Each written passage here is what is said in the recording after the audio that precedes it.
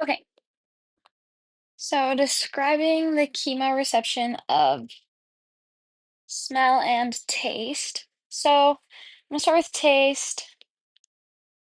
So we can taste five different things. Um, and Hunt actually says we are close to saying that we can taste six, but we can taste salty,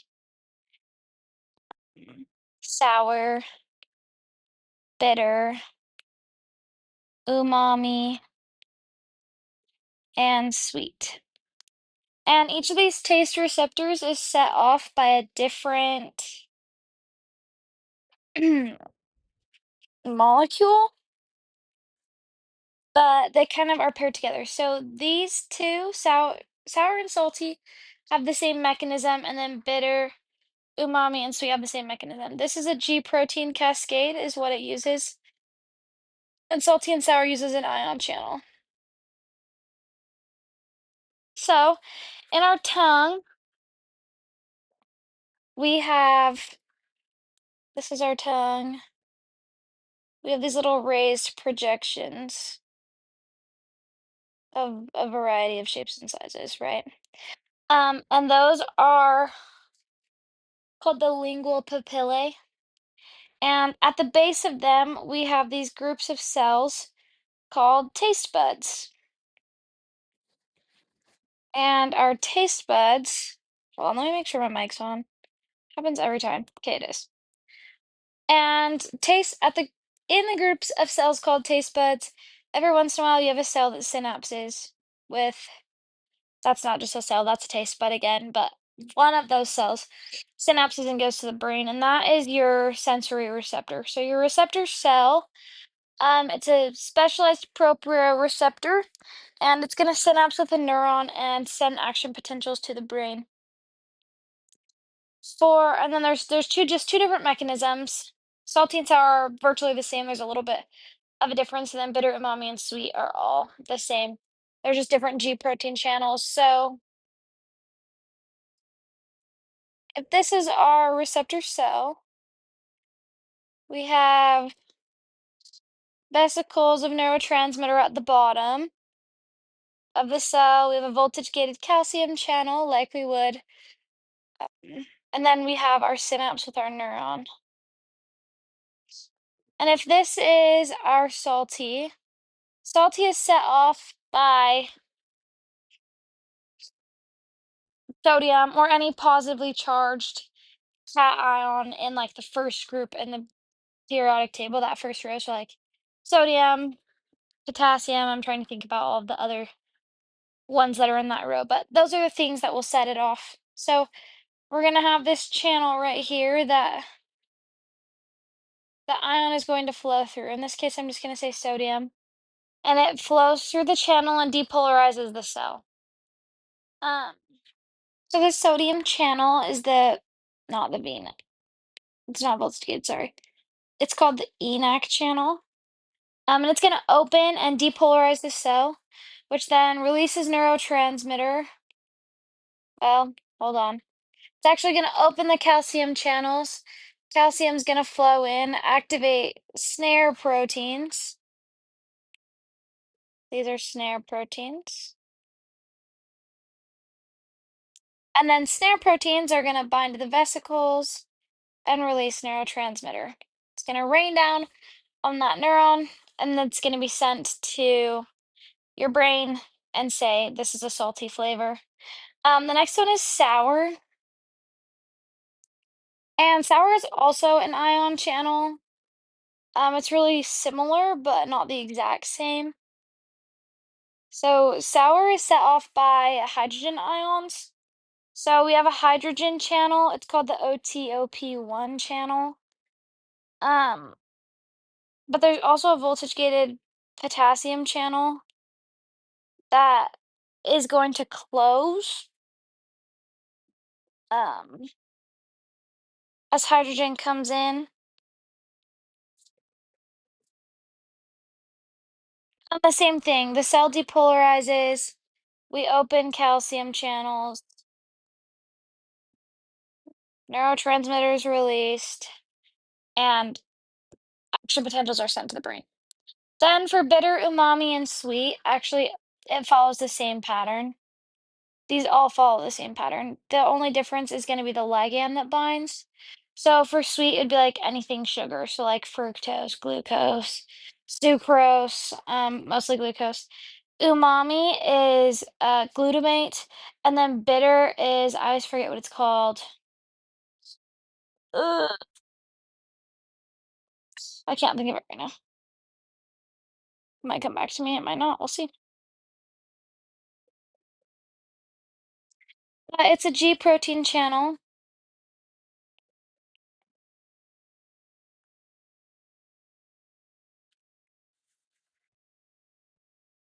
So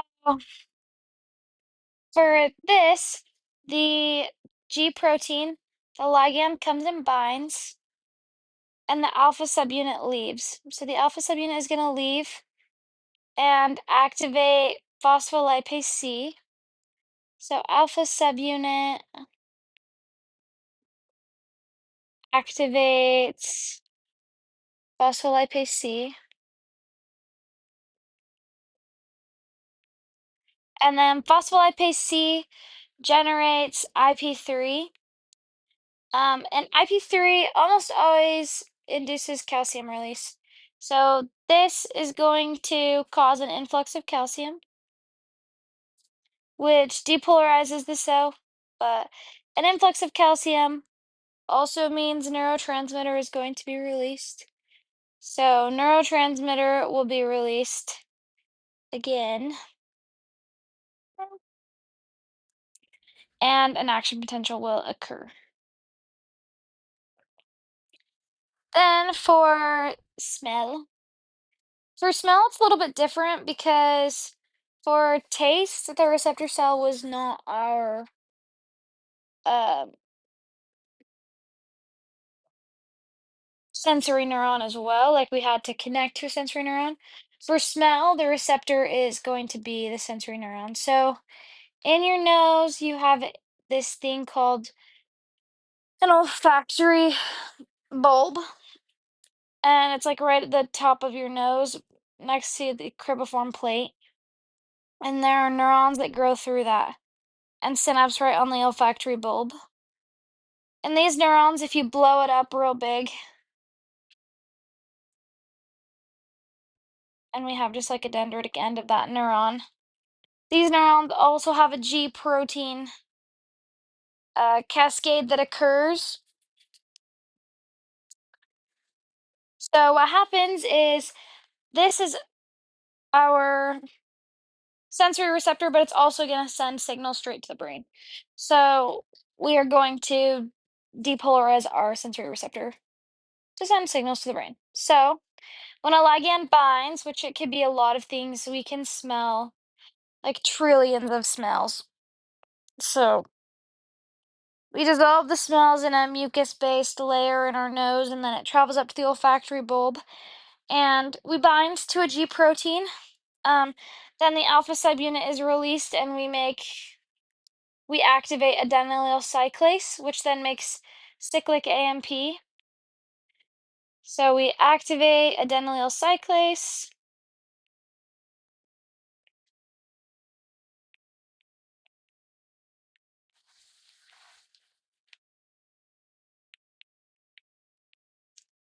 And cyclic AMP in this case is our second messenger.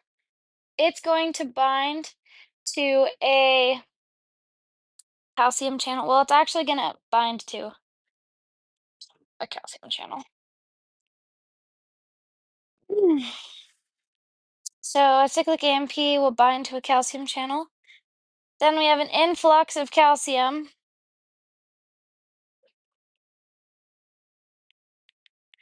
And sometimes there's a chloride channel further up this cell.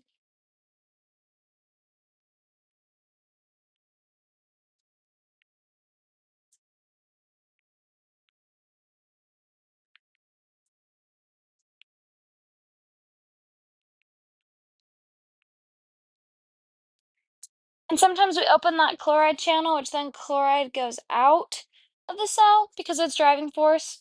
So sometimes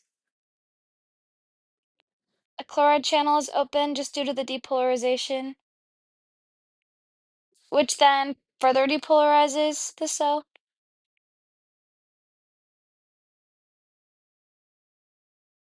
And then since we have this great depolarization, we send an action potential uh to the brain.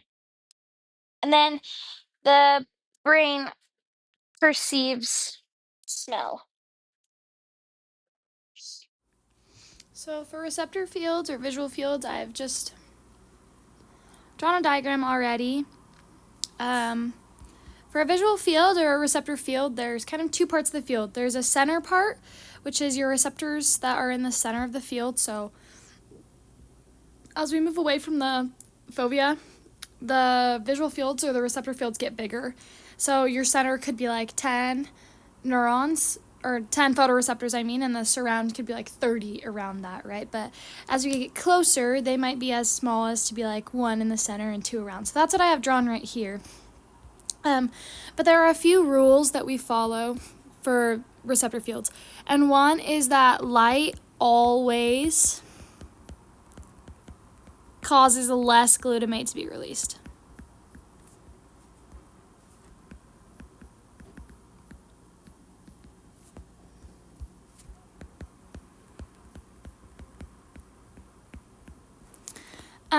The second is that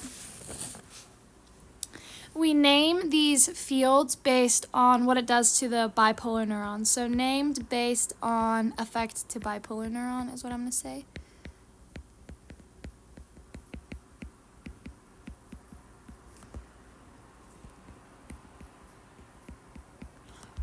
So if it's on, it turns it on. If it's off, it turns the bipolar neuron off.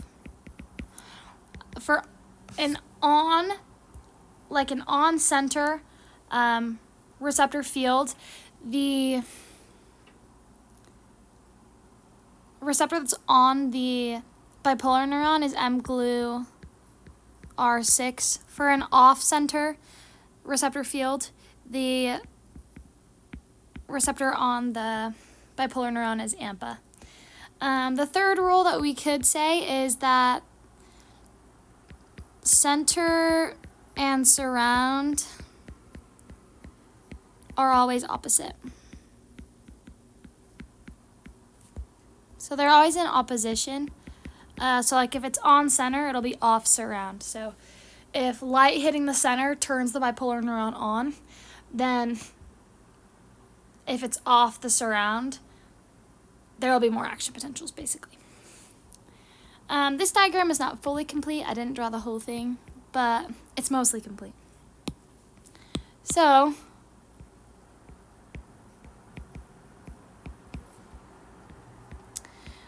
this black photoreceptor in the center is a center, and then the orange ones on the side are surround. There are horizontal cells that are drawn in blue. Those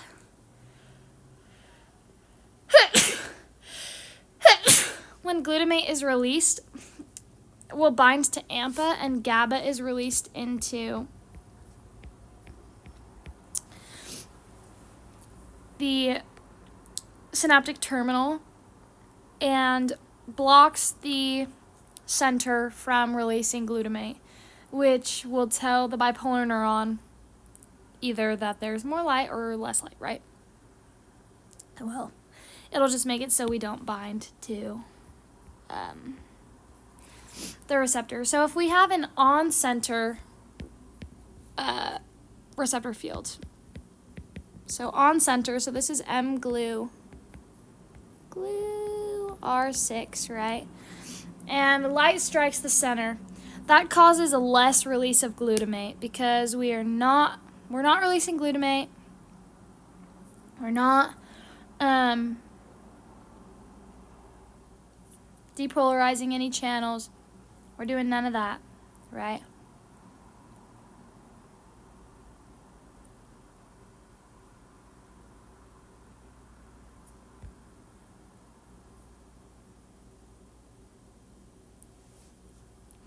That can't be right. Yeah. hold on. Now I'm lost. Okay. Sorry, I had to check that because for some reason my brain is like not connecting things.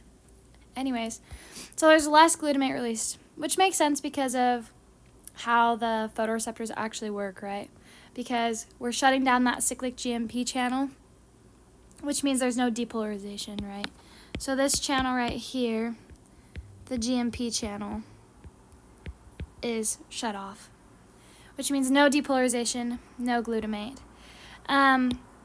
In this instance, if over here is dark and over here is dark, we're releasing more glutamate from these cells because we have that cyclic GMP channel and it's open, the phosphodiesterase is not inhibiting it. So we're going to bind to AMPA, and that's going to cause a release of GABA. And GABA actually inhibits the center cell even more. So it's going to inhibit the center photoreceptor even further, which then makes it so we have even less glutamate binding to mGluR6.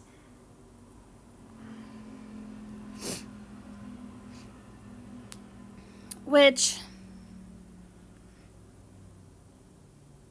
then makes it so this calcium channel over here stays open, there's a depolarization, and we get glutamate down here, if that makes sense, right?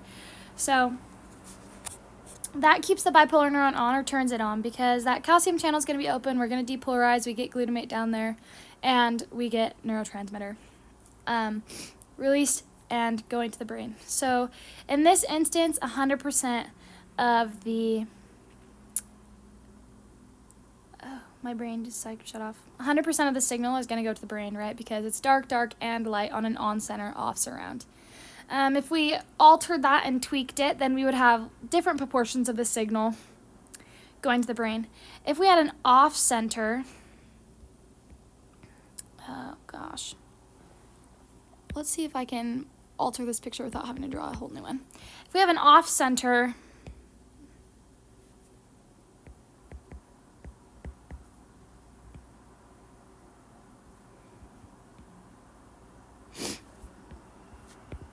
receptor field, right? We hit it with light, and that always causes less glutamate, right? But this time, AMPA is a cation channel, so it is going to depolarize the cell. So for this one, AMPA depolarizes the cell, and without binding glutamate to AMPA, we have no depolarization of this cell. However, we do have on surround, right? So if we're releasing glutamate from the surround, if light is hitting the surround and we're releasing glutamate, then that signal will be sent to the brain. So basically what happens is these receptor fields are kind of working in like opposition to each other. The center cell is kind of opposite the surround cells, and they are almost like in a fight with each other, but at the same time they're working together. And the reason that they do this is so that we can see sharp edges, because if we didn't have this interesting relationship where one of them is stimulated by light and one is stimulated by dark, we wouldn't be able to see like crisp lines of things. Everything would kind of be blurry and wouldn't really make a ton of sense. So the best that we actually see, like we can see really, really well on a line, like when the color actually changes, that's where we see the best like vivid color. Everything else kind of like will mesh together. But if we go from black to white, like we're gonna see that very, very vividly because we see light with part of it and we see dark with another part of it, you know, our receptor field, and then our brain says, hey, there's a change in color. We get a lot of action potentials moving, and that affects the way that we see things, which is why we're able to like trick our brains really easily and have visual signals that aren't right being sent to our brain because of these receptor fields, right? Like if you look at a black and white grid that has the right lines, the crisscrosses look darker than the alleys do because more of the dark is in the alleys than in the crisscrosses.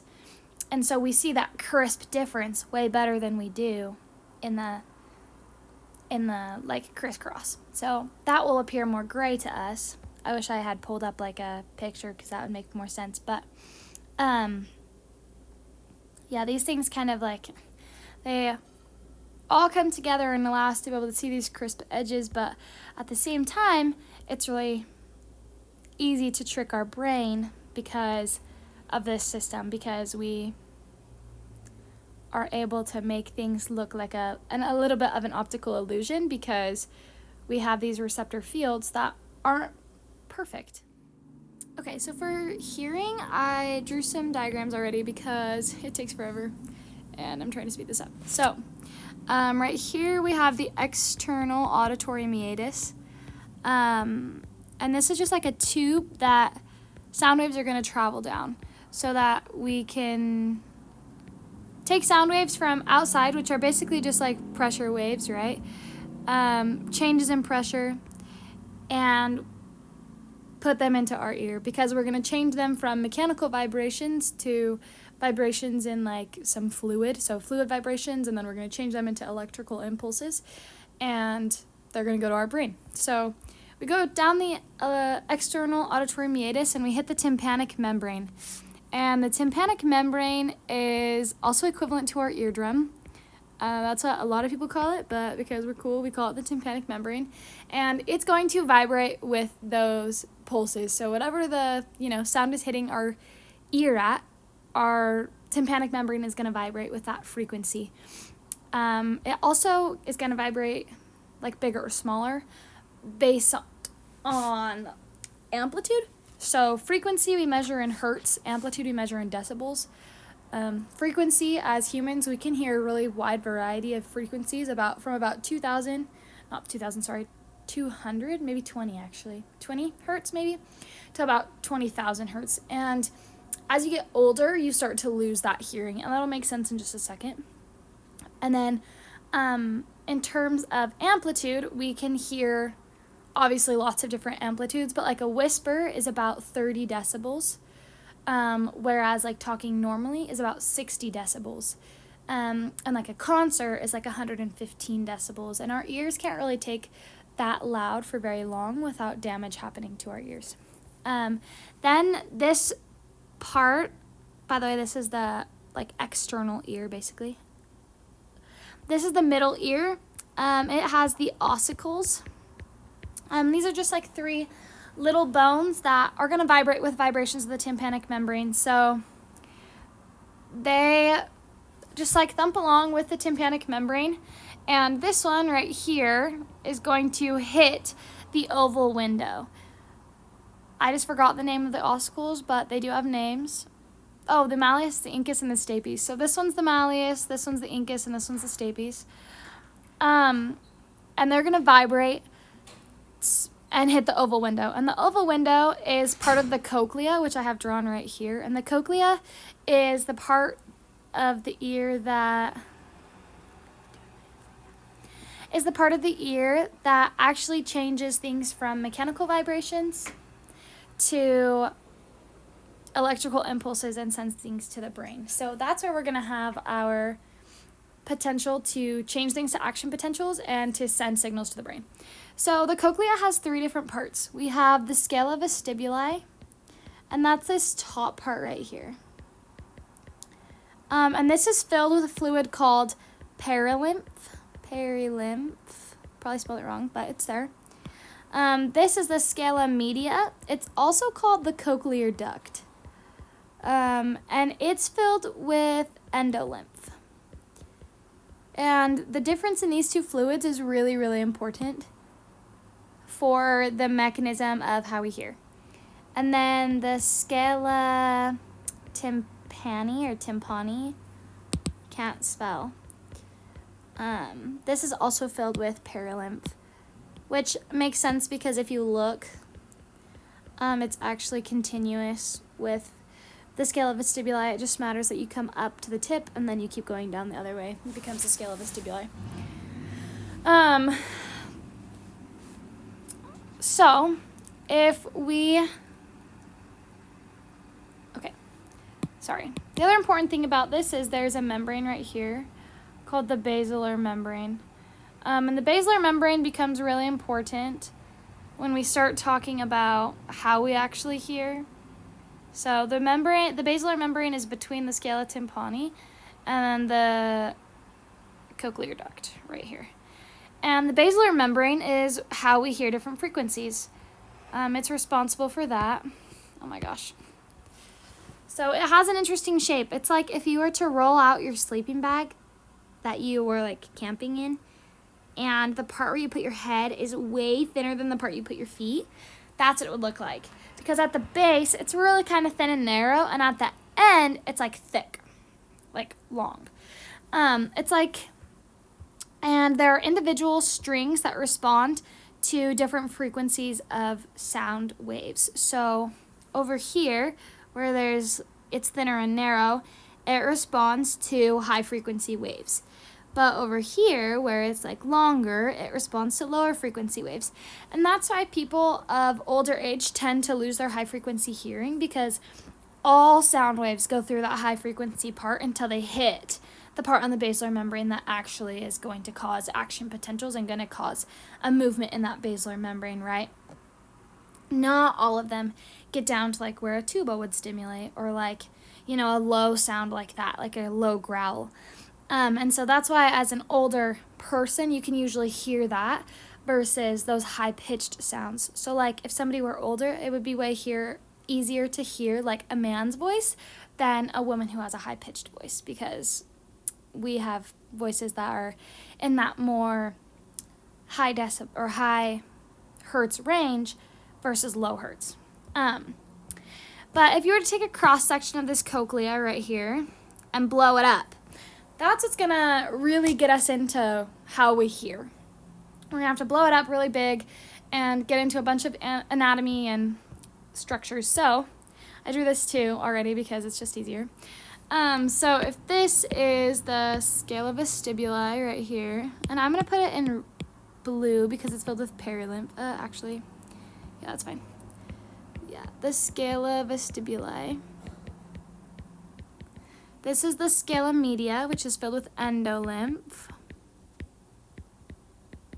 And this is the scala tympani down here. I did it again. Okay. And there's a really important structure right here. It's called the... Dang it, I just had it in my mind. Stria vascularis. And it is responsible for the reason that we can cause action potentials. And so I'm going to go over that in just a second. But other things that we have in here, we have some hair cells, which are these weird looking guys. This actually should not be there. Oh, actually it should.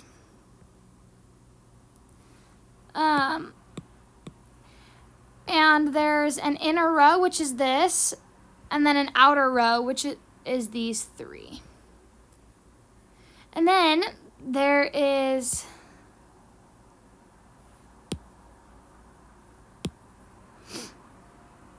a membrane, and the name is gone to me, but this membrane has a name.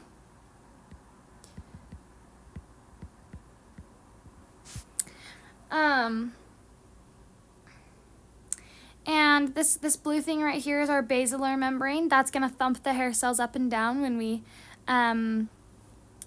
hit the right frequency, right, wherever this part of the cochlea happens to be.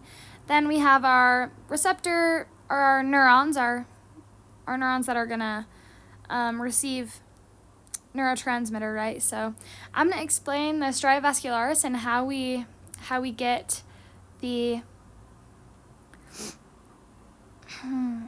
endolymph to be so different from the perilymph, which is what's going to cause the driving force for potassium actually to flow into hair cells when we open up potassium channels, because actually that is what is going to cause action potential. We're going to depolarize using potassium channels.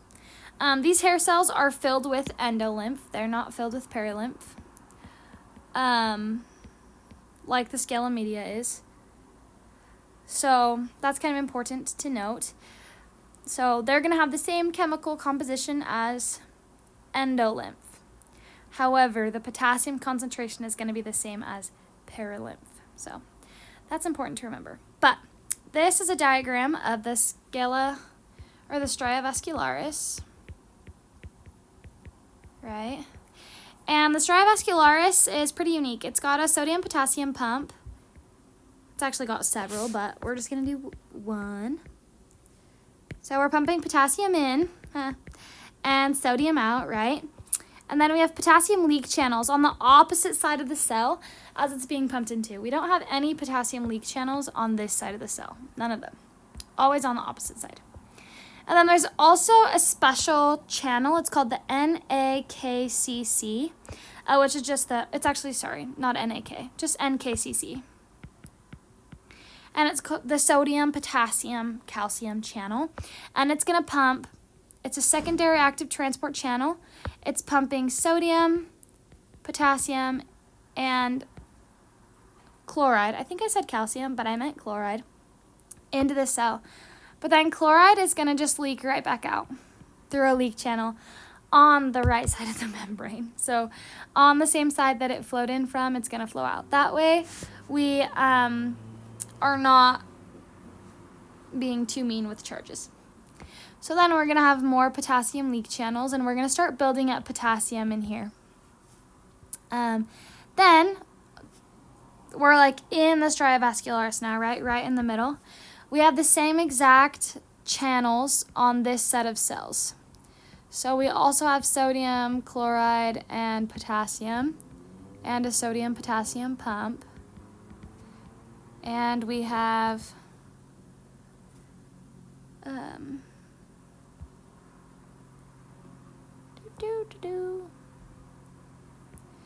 potassium leak channels, right? So this is the endolymph.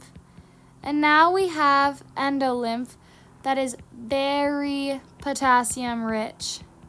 And it's not really rich in sodium, it's not rich in chloride, it's not rich in calcium. It's just really potassium rich. Which is how we get a driving force so huge. Also, earlier when I said this was filled with endolymph, the scala media is also filled with endolymph. I'm not sure where my brain was going, but anyways. Because that happens, and we are leaving negative charge outside, we start to have a buildup of negative charge in the scala tympani versus the scala media, because we're really not creating at this point a membrane potential, we're creating a tissue potential, because this is between two different tissues, right? We have the scala tympani versus a scala media, and so we have a buildup of positive charge. Those extra potassiums are going to line up versus the extra chlorides in the scala tympani, and we start to have that buildup of charge.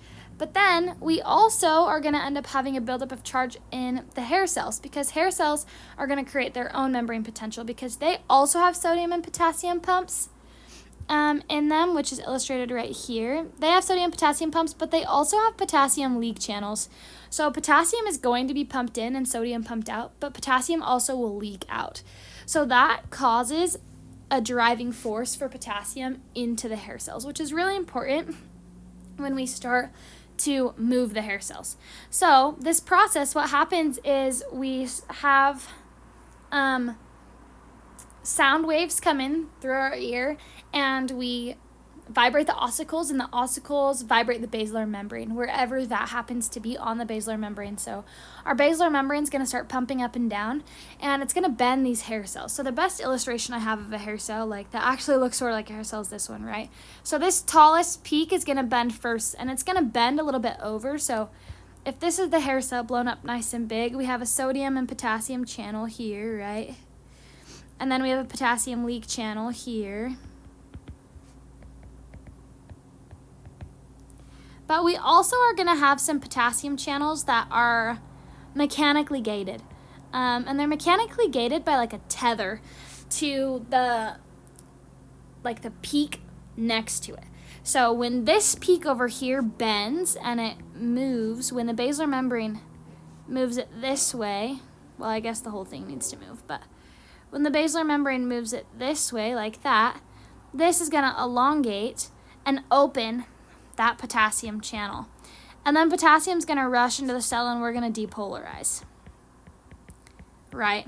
So we depolarize that hair cell, and through that, we have these voltage-gated calcium channels that when we depolarize, those voltage-gated calcium channels are going to open.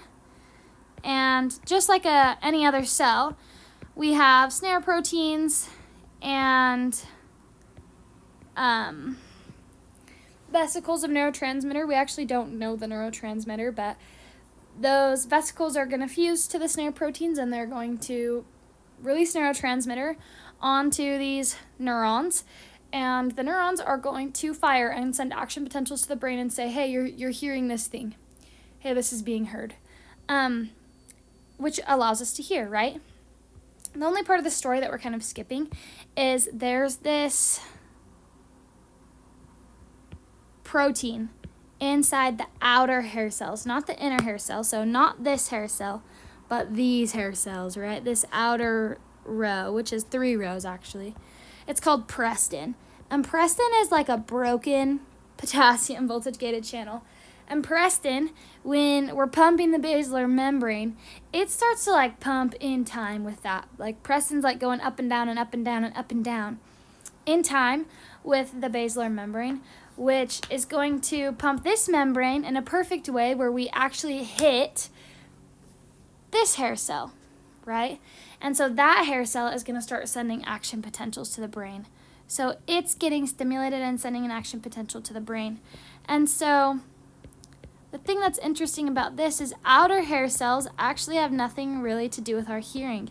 We don't hear sounds using our outer hair cells. They regulate what we hear. So they're going to send action potentials to our brain, and our brain will either be like, oh, yeah, I want to hear that. Okay, pump that using Preston. Okay, keep pumping that membrane. Okay, and then we hear, right? And we hear using those inner hair cells. But then when we don't want to hear, our brain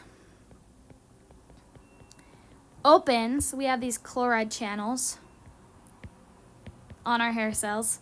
Our brain opens chloride channels and lets us have chloride come into the cell, and we hyperpolarize the cell. So these proteins get shorter. So say they go from this long to this long, and all of a sudden they're shorter, and they're not pumping the membrane up and down, so we don't stimulate this inner hair cell, and we don't hear it. That's why, like, when you're in a really loud room, at first it's overwhelming, and then the sound kind of goes away, and it's, like, a little bit muffled. But then when somebody says your name, all of a sudden your brain's like, hey, somebody said your name. Start pumping those things back up and down again. Like, make the Preston work, right? And then it does. And you stimulate those inner hair cells, which is what is responsible for hearing. So that sends action potential to your brain about hearing, right? Which is kind of like, that's just a good overview of how that works, right? But the thing about this is everything is done through diffusion. So like everything in here is done through diffusion except for the stria vascularis. So the stria vascularis, right next to it, there's like a ton of blood vessels. Like we have like a ton of blood vessels. Like it's very highly vasculated. There's a ton of ATP moving through it because we're running a ton of sodium potassium pumps. But other than that, there's no blood vessels because we would hear the blood. We would be able to hear our own blood in our ears. So we don't obviously want that. So this is all done through diffusion. So the potassium is able to move in and out of hair cells through diffusion and through very small amounts of active transport, right? We have a tiny bit of active transport going on, but not a ton. There's diffusion of chloride, diffusion of calcium. Everything is diffusing, which makes this possible, right? So, just to kind of review the processes, the sound waves are going to come in through the external auditory meatus. We're going to vibrate the tympanic membrane, vibrate the ossicles, hit the oval window, which is going to, in turn, vibrate the basilar membrane. The basilar membrane is going to bend that top part of the hair cells first and then further bend the hair cells. The Preston is going to pump the hair cells up and down, up and down, up and down. We're going to hit an inner hair cell. An inner hair cell is going to bend. We're going to open potassium channels on that using a mechanically gated potassium channel. And then we are going to send an action potential because we depolarize a cell, open a calcium channel, release neurotransmitter. Okay, so vision. And I'm just gonna go over a lot of vision. So first, how the eye focuses light. So if we have a diagram, this is gonna be a really bad diagram, but just go with it. A diagram of the eye, and this is the cornea, and this is the lens. The two things that help bend light are the cornea and the lens. And as light strikes, they bend light inwards towards the retina. And if your eye works properly and is the right length, then light will hit the back of the retina in one spot and it'll focus right on the um, fovea. Um, but if your eye does not work properly, it won't. So, like if your eye is too long, if your eyeball is a little bit too long, the light will focus too early, and then you have what we call myopia. And myopia is where you can see close up pretty well, but when you try to see far away, it gets blurry. And then if your eye is too short, you'll have something called hyperopia, and then that's where the light is going to focus in two different spots on the eye. So it might focus like here and here, um, because the light's not bending fast enough in order to hit the retina in the right spot. And to correct this, we use corrective lenses that are shaped um, like perfectly to correct your vision. So if you have like a concave lens, which would be like uh, this shape right here, that bends light in. So for people with hyperopia, a concave lens bends light in. And then for people with myopia, a convex lens bends light out. So the light will hit the lens and bend out before our eye bends it in too fast. And then it bends out a little bit extra before we bend it back in so it focuses right where it needs to. And that's kind of how light is bent. Now I have to remember what I'm supposed to be teaching. Okay. So then the reason that we're able to focus light like this and bend light is actually the lens. And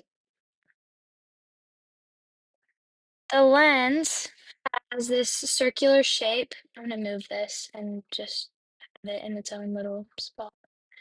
It has this circular shape. This is the lens, and there's some suspensory ligaments that are holding it are gonna help stretch it if we need to.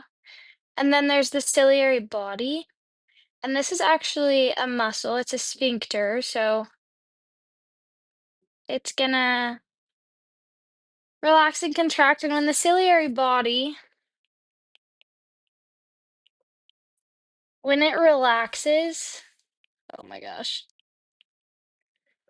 then your lens is going to get more flat because this suspensory ligaments are going to pull taut and pull on your lens to make it more flat. So lens gets more flat.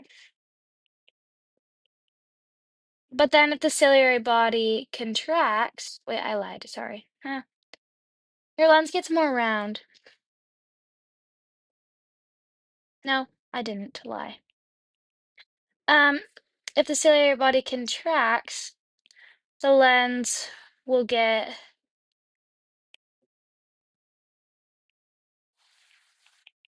more round because as it contracts and gets smaller, the ligaments are looser and the lens is able to get more round. So it goes back to like the spot that it likes. It likes to sit at more of like a round um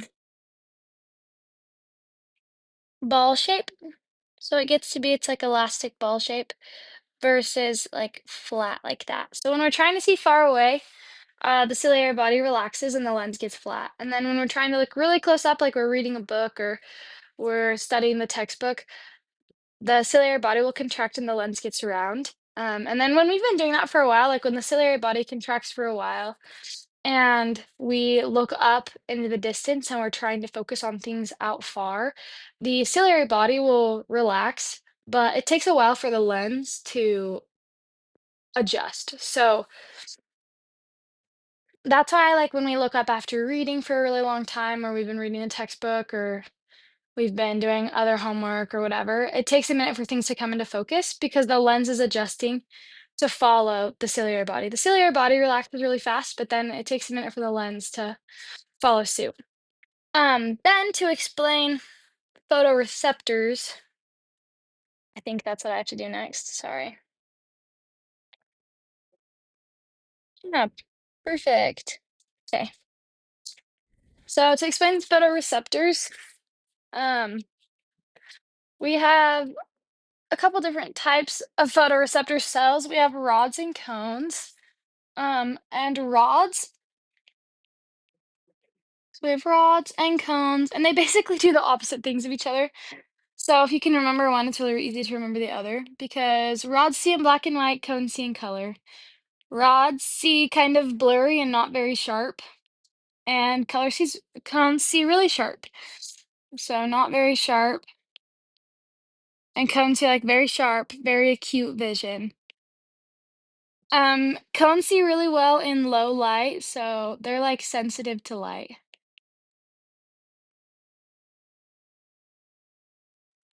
And cones are not sensitive to light. They see better in high light settings. So our rods are active at night, really, and our cones are not, which is why we see more black and white at night. Um, the cones are centered around the fovea. So there's more in fovea, and the rods there's more as we move away from fovea, more away from fovea. But the mechanism for how this works is I'm just gonna draw the cell here.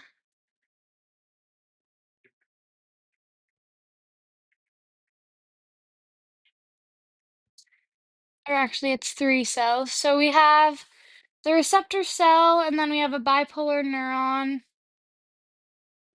and then we have the ganglion neuron, which goes to the brain. And the receptor cell has, I'm changing this because it's just easier to draw all the proteins that I need to, has a G protein on it. Um, and then it has an enzyme in it called phosphodiesterase.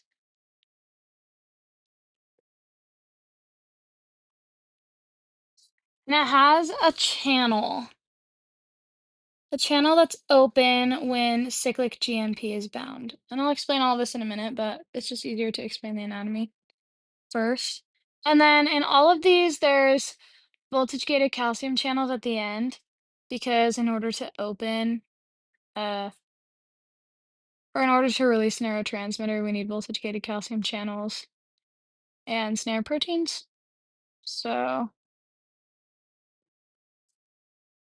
the snare proteins and neurotransmitter in each of these cells. The neurotransmitter in this pathway is glutamate.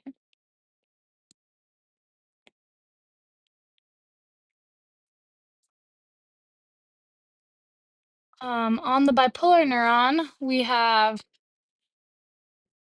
a receptor called mGlu-R6.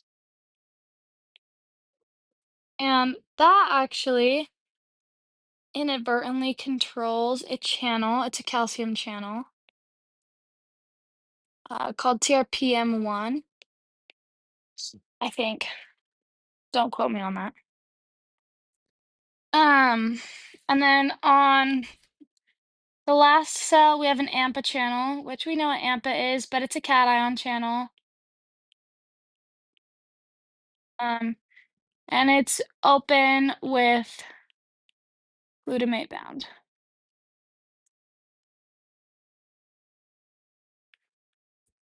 Okay, so that's kind of like the background for this. So in the dark, if it's dark, hold on, I'm gonna copy this so that I don't have to draw it again.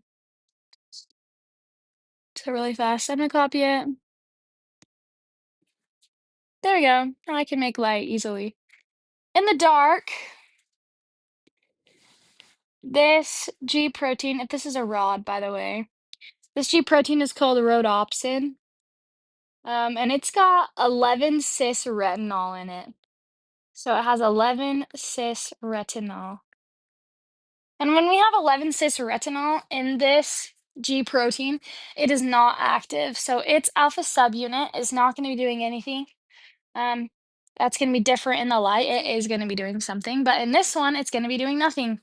So because of that, our cyclic GMP is going to be raging. This cyclic GMP channel is a cation channel. I didn't say that earlier, but it is. It's a cation channel, so we're going to have sodium and calcium flowing into the cell, which creates a depolarization of the cell. When we depolarize the cell, we open the voltage-gated calcium channel and calcium flows in, which releases glutamate through the snare proteins. So we are going to release glutamate because the vesicles are going to bind through snare proteins and release glutamate. That glutamate is going to bind to mGlu-R6, not GLU-R6, it's just GLU-R, no T. That glutamate is going to bind to mGlu-R6, and mGlu-R6 is going to close the calcium channel. So when mGlu-R6 has glutamate bound, it closes this channel, which effectively hyperpolarizes this cell. So this cell has no action potential, and it's hyperpolarized. So we call this cell hyperpolarized. Oh, I can't spell. So really the signal stops because this neuron right here can't get any signal if there's no glutamate being released. And with this cell being hyperpolarized, this calcium channel right here is closed and there's going to be no signal. So that's dark. That's why we don't see anything when it's super dark because we don't get a signal to our brain telling us that we see. In opposition, in the light,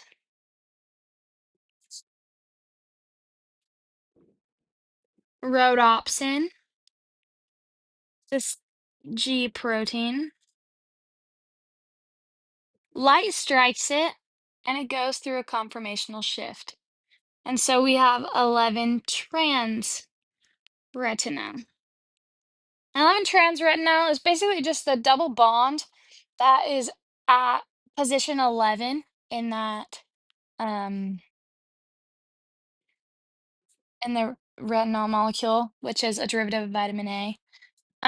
Gets broken and reforms as a trans bond. So instead of the hydrogens being on the same side, they're now on an opposite side, which means that the molecule will be straight instead of bent. And this causes a conformational shift.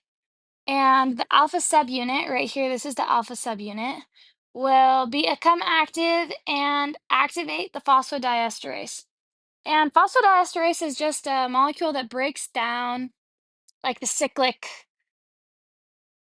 nucleotide molecules, and cyclic GMP is one of those. So we're going to break down cyclic GMP. So we have no more of that. So this channel is no longer active. We have none of this channel. So we don't have sodium or calcium flowing into the cell. We have it outside the cell, which means that there's no action potential, no voltage-gated calcium channel, no glutamate. So the mGluR6 is no longer active, which means our calcium channel is open.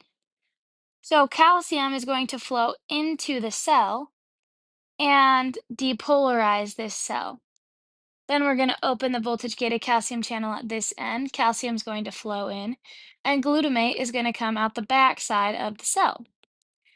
Glutamate is going to bind to AMPA, and that's going to allow sodium and calcium into this cell because it's a cation channel. It also will allow some potassium out of the cell, but because of the driving force issue, with sodium and calcium's driving force being so much stronger than potassium's, we don't really talk about it and we just pretend that it's not there because why not? So, overall, net difference is a positive charge flowing into the cell.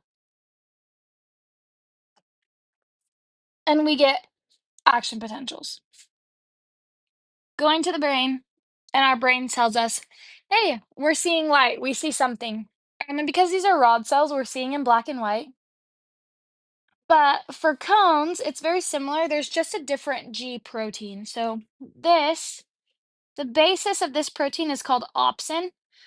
This particular protein is rhodopsin. That's what's in um, rod cells. But in cone cells, there's just different conformations of opsin. So there's like a conformation that makes it so you can see green light better. There's a conformation that makes it so you can see blue light. There's a conformation that makes it so you can see red light. And a combination of signals from those is what makes us see like these vibrant colors that other animals can't see as well. So in cones, the mechanism is the exact same. It's just that we have a different opsin protein that's activating the phosphodiesterase. And then the action potential is a little bit different because it's coming from a different opsin protein.